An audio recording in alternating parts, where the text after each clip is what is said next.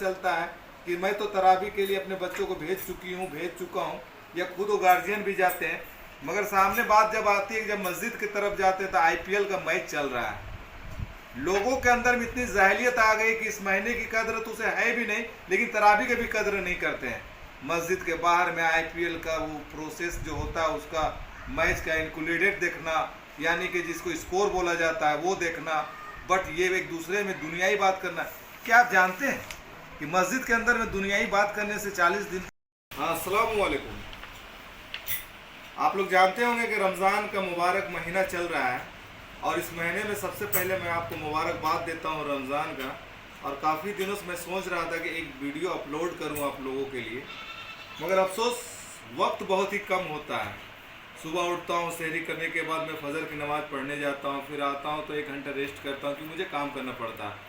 मेरा सारा ताम झाम का काम ऐसे है कि हमको करना ही पड़ता है और वक्त का पता नहीं चलता है। फिर 2 घंटे 3 घंटे काम करता हूँ और जोहर का टाइम हो जाता है। जब जोहर का टाइम होता है उसके बाद वक्त बिल्कुल मेरे पास नहीं रहता है। मैं सोचते सोचते लगभग आज 16 रमज़ान हो गया, फिर भी मैं सोचा कि आज वीडियो अपलोड कर ही देता हूँ। वीडियो 16 से 18 रमज़ान शायद हो गया, मैं गिनता नहीं हूँ, सिर्फ रोज़े को रखता हूँ।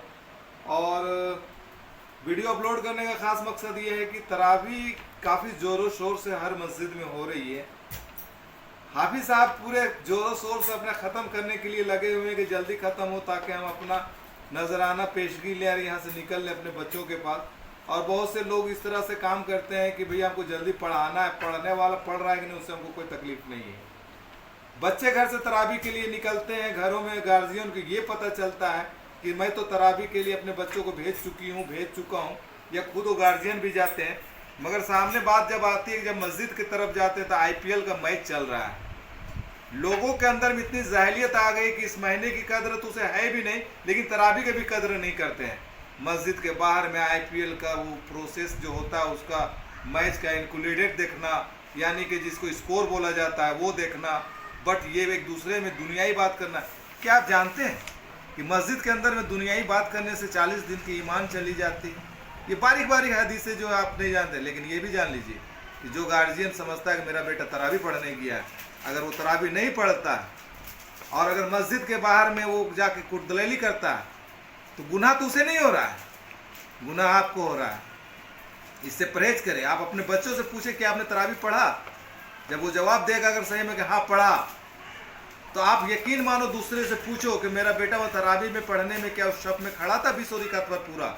अगर रियली में वो खड़ा था तो समझ लेना कि उसने बाकायदा वो तरावी पढ़ा, और नहीं पढ़ा तो उसका गुनहगार आप हुए। सवाब तो आपको दिया नहीं, ऊपर से गुनहगार कर दिया आपको। तो इस चीज़ पे आप हमेशा गौर खोश करें। ये महीना बहुत ही मुबारक महीना है।